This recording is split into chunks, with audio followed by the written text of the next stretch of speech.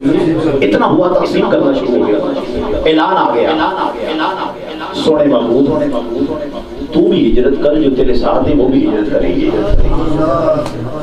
اور بھائی یہ باتیں معلوم ہونی چاہیے، آپ کو پتا ہونا چاہیے کلمہ جو ہے نا، کلمہ جو بندہ پڑھتا ہے اور پڑھ کے مسلمان ہوتا ہے، اس کے سابقہ سارے گناہ معاف کر دیے جاتے ہیں، پردہ ڈال دیا جاتا ہے۔ اسی طرح میرے پاک نبی نے فرمایا جو ہجرت کرتا ہے نا، ہجرت کس کے لیے؟ اللہ اور اس کے رسول کے لیے، اللہ اس کے بھی سابقہ سارے گناہوں کی معافی عطا فرما دیتا ہے۔ رب الجلال اس کے بھی سابقہ سارے گناہوں کی معافی عطا۔ توجہ کرنا، جناب سہیل بن سنان رومی رضی اللہ تعالیٰ عنہ، آپ ہی مکہ میں تجارت کی، مالک نے بڑا کرم فرما دیا، امیر ہو گئے۔ ہم جس جگہ پہ بیٹھی اور امیر ہو جائیں نا تو ہم سمجھتے ہیں یار یہ میرے لیے برکت والی جگہ ہے، کوئی لاکھ کہے نا ہم اسے چھوڑ کے بولیے نا نہیں جاتے، ایسا ہو نہیں سکتا، اس سے مجھے روزی مل رہی ہے، میرا گھر کا معاملہ چل رہا ہے، اللہ نے بڑی نوازا ہے، اور ایک نہیں کئی گھر بنا لیے۔ جناب سہیل بن سنان نے باغات خرید لیے، اور یوں سمجھیے کہ اللہ رب الجلال نے پوری ایک فیکٹری، کئی فیکٹریاں مالک نے آپ کو عطا کر دی۔ سہیل بن سنان رومی رضی اللہ تعالیٰ عنہ کو کئی فیکٹریاں مالک نے وہاں پہ اس دور کے مطابق یوں سمجھیے آسان لفظوں میں اللہ نے عطا کر دی۔ حکم ہوا میرے محبوب ہجرت کرو، آقا سبحان اللہ۔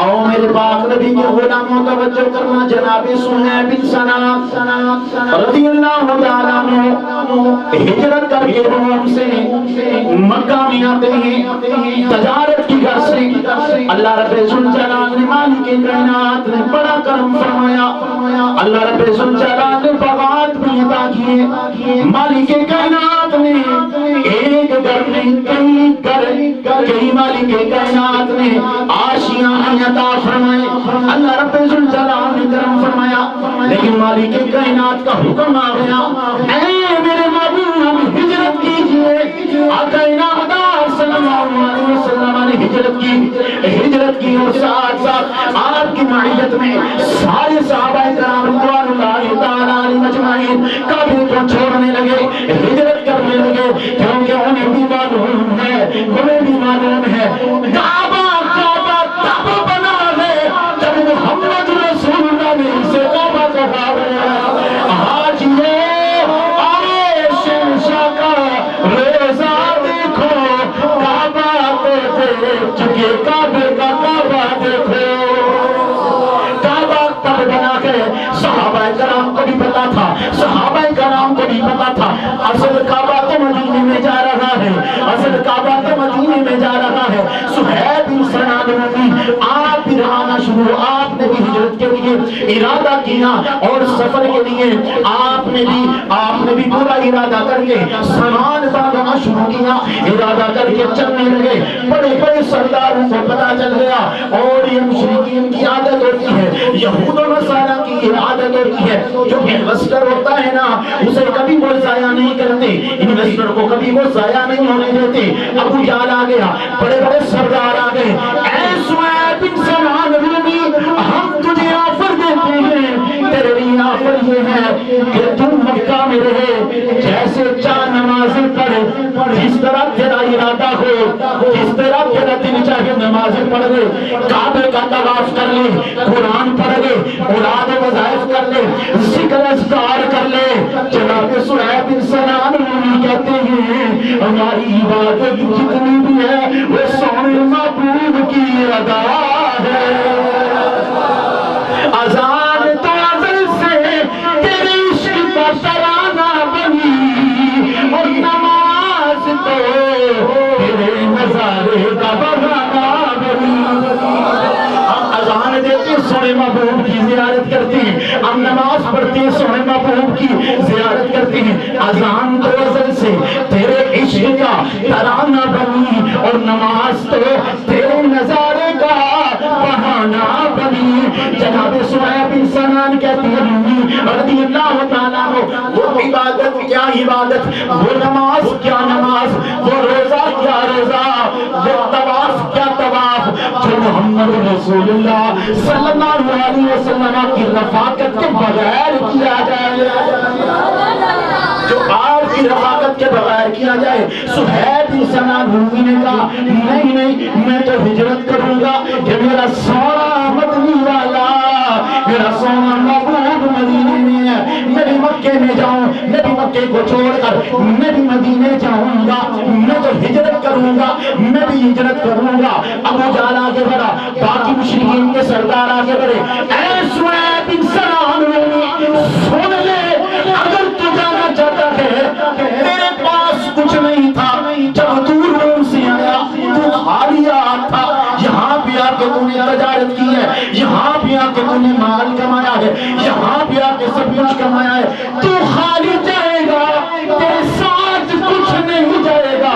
صہیب بن سنان رومی فرماتے ہیں سب کچھ لے لو، لیکن میں جاؤں گا اپنے سونے محبوب کی رفاقت میں عبادت کروں گا. سب کچھ لے تو لینا ہے، لیکن صہیب بن سنان رومی یہاں نہیں رہ سکتا، اس کے محبوب نہیں ہے یہاں پہ. وہ انہیں دیکھ دیکھ کے عبادت کرتا تھا، انہیں دیکھ کے صہیب بن سنان رومی نے کلمہ پڑھا ہے. نہیں ہو سکتا، صہیب بن سنان رومی ان کے بغیر نہیں رہ سکتا، نہیں رہ سکتا. جائے گا، سب کچھ لے لیا. اور آپ کو سیرت نگاروں نے یہاں تک لکھا کہ آپ کو اونٹ بھی کجاوے کے بغیر دیا. تہبند عرب کے لوگ مانتے تھے، تہبند.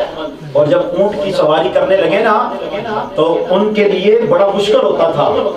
اس جو ہے وہ تپتے ہوئے عرب میں، صحرا میں، ریگستان میں سواری کرنا بہت زیادہ مشکل ہوتا تھا، تکلیف ہوتی تھی.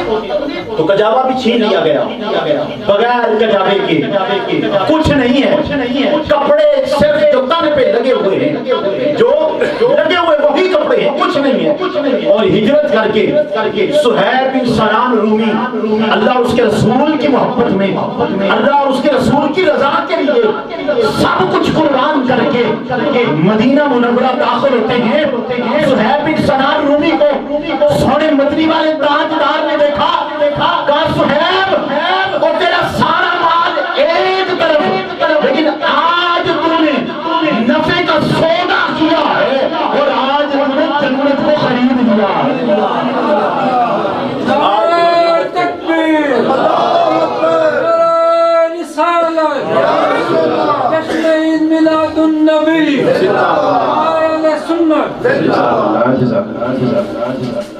فرمائے جب تک ان سب چیزوں سے محبوب تمہیں رسول نہ ہو جائے نا، سمجھو ہی نہ کہ ہماری محبت کا عمل ہے. سمجھو ہی نہ، سوچو ہی نہ. بالکل یہ بات نہ لے کے آؤ کہ ہماری محبت ہے. اور جب بھی آقا صلی اللہ علیہ وسلم کے حوالے سے بات آئے، ہر معاملے میں بڑھ چڑھ کر حصہ لینا چاہیے. حضور کی سنتیں ہوں، میلاد کی باری ہو، سجانے کی باری ہو، اور پیشانی کو سجدوں سے سجانے کی باری ہو تب بھی، اور دل کو سجانا ہو تو سونے کریم آقا صلی اللہ علیہ وسلم کے درود پاک سے سجایا کرو، قرآن پڑھ کے سجایا کرو. کہ ہر چیز بڑھ چڑھ کے اس میں حصہ لیا کرے. یہ محبتیں ویسے نہیں ملتی ہیں. اور یہ جو ایسے لوگ آپ کے ارد گرد بیٹھے ہوئے ہیں اور جن کی قیادت میں ختم خواجگان ہو رہا ہے، اللہ رب الجلال مالک کی کائنات رب الجلال ان کے صدقے سے بھی نوازتا ہے. یہ ایسے نہ سمجھا کرو. نظام الدین اولیاء جو ہیں، محبوب الہی علیہ رحمہ، انہوں نے نا ایک اپنے مرید کو جوتے گفٹ کیے. اسے تحفے میں جوتے دیے. امیر خسرو نے وہ جوتے 2 لاکھ میں خرید لیے. امیر خسرو نے وہ جوتے 2 لاکھ میں خرید لیے. یہ طریقت والوں کی باتیں ہیں، پتہ نہیں آپ کو سمجھ آئی یا نہیں. عشق والوں کی باتیں ہیں. اللہ ہم سب کو نسبت عطا فرمائے. 2 لاکھ کی جوتے خریدے نا. یہ پگڑی نظر آ رہی ہے میری؟ اس پگڑی کی ایک جانب ایک جوتا رکھا اور دوسری جانب جوتا دوسرا رکھا اور اوپر پگڑی باندھ دی. سر پہ رکھنے کو مل جائیں. نالے باقی حضور تو کہیں ہاں تاجدار ہم بھی ہیں. نہیں سمجھے یار, یہ خاکے بنانے والے سمجھے کہ پتہ نہیں ہم جو ہے نا ہم نے یہ کچھ جو ہے وہ پین کی سیاہی کے ساتھ یا کچھ ہم نے کارٹون بنا کے ہم کچھ بگاڑ لیں گے. وہ نبی کی خاک کے ساتھ لگنے والی خاک کے ساتھ لگنے والی خاک کے ساتھ لگنے والی خاک کا کچھ نہیں بگاڑ سکتے. وہ خاک تو ہو سکتے ہیں, وہ خاک تو ہو سکتے ہیں, لیکن خدا کی قسم اللہ کے محبوب صلی اللہ علیہ وسلم کو رتی برابر بھی نقصان نہیں پہنچا سکتے. رتی برابر بھی نقصان ہے. اچھا ایک مجھے نا انڈیا کے شاعر کے 2 مصرے یاد آ رہے ہیں, اس پہ آپ توجہ کیجیے. خاکہ تو بڑی دور ہے دست مصور, امیر صاحب توجہ کیجیے. خاکہ تو بڑی دور ہے اے دست مصور, ایک دفعہ پھر خاکہ تو بڑی دور ہے اے دست مصور, اس پہ کے بے عیب کا سایہ نہیں بنتا. خاکے بنائے گا تو یار, اور تو خاک میں مل جا. نعرہ رسالت, نعرہ حیدری, علماء اہل سنت. اور اللہ تعالیٰ نے کیا کہا تھا, خاک ہو جائیں اردو جل کر مگر دم میں جب تک دم ہے ذکر ان کا سناتے جائیں. یار یہ خاک میں مل جائیں جو مرضی ہو جائیں. اللہ کے آپ کو یہ معلوم ہے نا, آپ کو پتا ہے کہ چاند کی طرف جھکے تو گندگی اسی کے چہرے پہ آتی ہے, چاند کو کچھ نہیں ہوتا. تو وہ سونا محبوب تو ایسا ہے جس نے چاند کو بھی چاندنی عطا فرمائی ہے, جنہوں نے چاند کو بھی چاندنی. نظام الدین اولیاء محبوب الہی علیہ رحمہ, آپ نے مرید کو جوتے گفٹ کیے. خوشی ہے 2 جوتے خرید لیے 2 لاکھ میں, اور اندر سے خوش ہونے لگے آج نا میں نے کمال کا سودا کر لیا ہے اور میں نے بہت کچھ خرچ کر کے یہ جوتے لے لیے. اور پھر بیٹھے نظام الدین اولیاء محبوب الہی کی مجلس میں واعظ فرما رہے, وہاں پہ آ کے بیٹھے اور دل میں خوش ہو رہے تھے. امیر خسرو پورے 2 لاکھ میں جوتے خرید لیے اپنے پیر کے. اللہ پیر کی نوکری کی توفیق عطا فرمائے. اور پیر بھی کامی رہو تو پھر تو بھائی بلے نہیں ہوتی, پھر تو مرشد کامل ہو تو پھر کمال نہیں ہو جاتا بھائی. کہ بڑا ہراس علومی فیض ملتے ہوئے اللہ کرم فرماتا ہے اور مالک کے کائنات ہمیں اپنے دربار تک پہنچا دیتا ہے. المختصر مالک ہمیں اپنے دربار تک پہنچا دیتا ہے. امیر خسرو دل میں خوش ہو رہے ہیں, آج تو نے بڑا کمال کیا ہے. نظام الدین اولیاء محبوب الہی علی رحمہ کے تو نے جوتے خرید لیے اور پھر اپنی پگڑی میں باندھے ہیں, اپنی پگڑی میں باندھے ہیں. تو اتنے میں نظام الدین اولیاء محبوب الہی بول کے کہتے ہیں امیر خسرو ہمارے جوتوں کی قیمت بڑی تھوڑی نہیں لگائی, ہمارے جوتوں کی قیمت انہیں بڑی تھوڑی لگائی ہے ہمارے جوتوں. اور پھر امیر خسرو ہاتھ باندھ کے عرض کرتے ہیں حضور غریب بندہ تھے اتنے, جو جیب میں تھا جو پلے تھا سب کچھ دے کے میں نے جوتے خریدے, سب کچھ دے کے میں نے یہ جوتے خریدے ہیں. یار اللہ اور اس کے رسول سے ان کے جان والوں سے جب تک محبت کامل نہیں ہوگی سوچو ہی نہ. میں کہتا ہوں کہ ادھر گمان ہی نہ کرو کہ ہم کامیاب ہو سکتے ہیں. میں آپ کو یہاں پہ یہ بات برملا کروں گا, آپ پنجاب کے لیے کی طرف جائیں اگر آپ کو یہ پتا چلے کہ یار وہ آقا صلی اللہ علیہ وسلم کے میلاد میں کتنے جانور ذبح کر دیتے ہیں. اگر ہم سال بعد کوئی بندہ ناراض ہو میری بات ہوں, میرا کام ہے مسند رسول پہ بیٹھتا ہوں تو میں کچھ نہ کچھ آپ کو کہوں کہ اگر ہم تھوڑا سا لنگر پکا کے بھی تقسیم نہ کر سکتے آقا صلی اللہ علیہ وسلم کی آمد کی خوشی جس طرح منانی چاہیے ہم نہ کر سکتے تو ہم تو بڑے جھوٹے ہیں یار اپنے گانے میں. ہمارے پاس تو دلیل ہے ہی نہیں ہے, ہمارے پاس دلیل کچھ نہیں ہے ہمارے پلے کچھ نہیں ہے. جو ہے اللہ کی بارگاہ میں وہ قبول ہو جائے. اللہ اسے قبول کر لے, ہمارے لیے بخشش کا, بولیے نا, ہمارے لیے بخشش کا ذریعہ بن جائے. اللہ کے حضور التجا ہے ہماری اس مختصر سی عادتی کو. باتیں میرے پاس بڑی تھی, کرتا چلا جاؤں تو یقیناً مجھے بھی بڑا سکون ملتا ہے. اور ان دنوں میں تو الحمدللہ مالک نے بڑا کرم فرمایا ہوا ہے. اور ساجد صاحب نے یہ کہا تھا 5 طریقہ آپ نے خالی رکھ لیا. میں نے کہا خالی ہے انشاءاللہ, خالی رکھیں گے. اور یہ سب کچھ حضور کے لیے ہے بھائی. حضور کی خیرات ہم لوگ جو ہے وہ الحمدللہ دنیا اور آخرت میں ہم لے رہے ہیں. اور اسی خیرات کے سہارے مالک کی کائنات ہم پہ کرم فرما رہا ہے.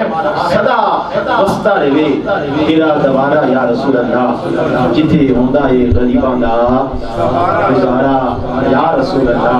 اللہ کے حضور التجا ہے, اللہ ہر سال جو یہ محفل سجاتے ہیں اس محبت کو قبول و منظور فرمائے. آقا صلی اللہ علیہ وسلم کی دنیا میں ہم سب سمیت ان کو بھی ساجد صاحب کو بھی اور ہم سب سمیت دنیا میں محبت رسول, قبر میں معرفت رسول, حشر میں شفاعت رسول, اور جنت میں ہم سب کو رفاقت رسول صلی اللہ علیہ وسلم ہم سب کو مالک ہمیں عطا فرمائے. اور ہم سب کو اپنے گھروں میں اسی طرح محافل میلاد کو سجانے کی توفیق عطا فرمائے. وما توفیقی الا باللہ. یہ جمیل صاحب نے